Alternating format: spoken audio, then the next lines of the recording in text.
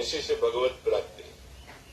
खाली समय में खूब नाम जप करो और जब आप कार्यरत हो तो हर 5 मिनट में रुक कर एक बार राधा बोलो। यदि 5 मिनट क्रॉस हो गया आपने राधा नहीं जपा तो उस दिन उपवास करो, अन्न नहीं पाएंगे। आज हमारा नियम टूट गया। फिर आप देखो इसका चमत्कार।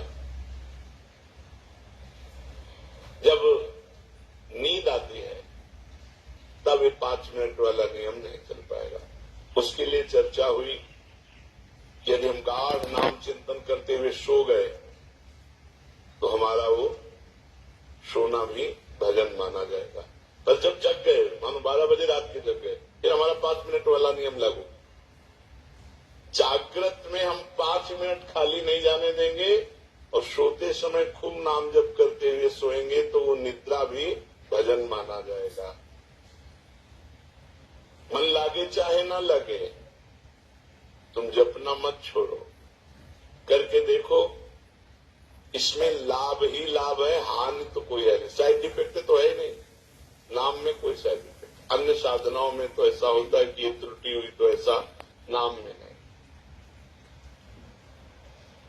भगवान के सामने प्रार्थना करो, भगवान को सामने देखते हुए, प्रभु मुझे आपका स्मरण चाहिए, आपका भजन चाहिए। भगवान की याद आ रही बिना चेष्टा के, नाथ पढ़ो, भगवान तुम्हें याद कर रहे हैं।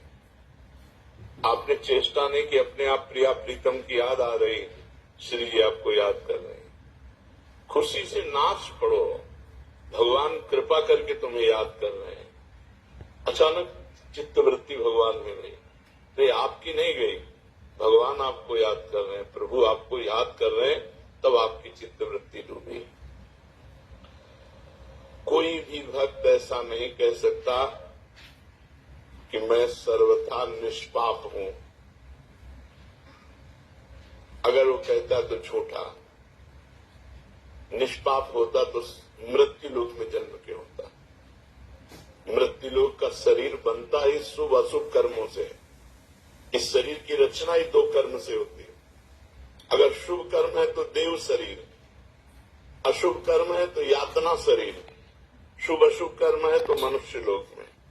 इस मृत्यु लोक में जन्मता वही है जिसका कुछ पाप होता है, कुछ पुण्य होता है। तो निष्पाप तो हुआ नहीं, पर भगवान ने उनको माफ करके उनके पाप मिटाकर उनको महात्मा बनाया कि नहीं बनाया। भगवान उनको प्राप्त हुए तो हमारा भी कल्याण हो सकता है। सर्वथा निष्पाप और पवित्र होकर भगवान की प्राप्ति भगवान के स्मरण से होती है। ऐसी ताकत और किसी साधन में नहीं, केवल भगवान के नाम जपने। भगवान सब जगह हैं, पर बिना भजन के आप देख नहीं सकते।